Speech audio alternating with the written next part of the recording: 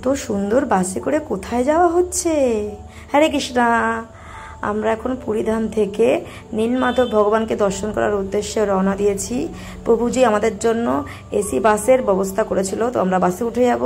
এই যে সকালের টিফিন ইডলি। তো বাসে কীর্তন করতে করতে আমরা সুন্দরভাবে রওনা দিয়ে দিয়েছি। সাইড দিয়ে সমুদ্রের পাড় দিয়ে বাস চলছিল যখন, তখন সাইড সিটটা অসাধারণ সুন্দর লাগছিল। প্রভুজি এদিকে টিফিন সবাইকে বিতরণ করে দিচ্ছিল, কারণ তখন প্রায় বেলা 11টা বেজে গেছিল। টিফিনে ছিল ইডলি আর সাম্বার। মাতাজিরা হাতে হাতে সেই টিফিনগুলো আবার ডিস্ট্রিবিউট করে দিচ্ছিল। বাস আমাদের প্রায় নীলমাধবের কাছাকাছি পৌঁছে গেছে। এই যে হচ্ছে গিয়ে নীলমাধব মন্দিরের সামনেটা। আমি এই যে উঠে যাচ্ছি, অনেক উঁচু পাহাড়ের উপর মন্দির। এটা হচ্ছে গিয়ে মেন এন্ট্রান্স। ঢুকতেই এরকম জগন্নাথ দেবের বিগ্রহ পড়ে।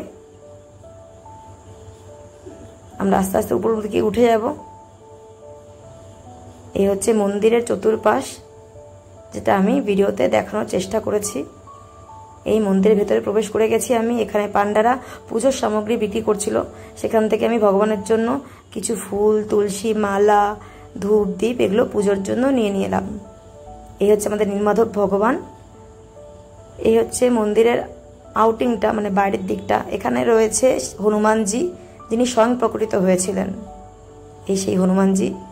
আর এটা হচ্ছে সিদ্ধেশ্বর মহাদেব, ইনিও স্বয়ং প্রকটিত হয়েছিলেন।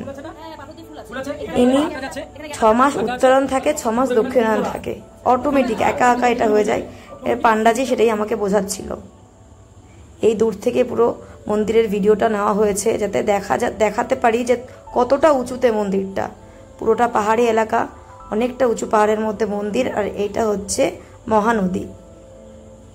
আর এখানে সব পান্ডারা প্রসাদ বিক্রি করছিল। তো আমাদের প্রভুজি অ্যাডভান্স আমাদের 25 জনের জন্য প্রসাদ বুকিং করে রেখেছিল, নীলমাধব ভগবানের ভোগের প্রসাদ।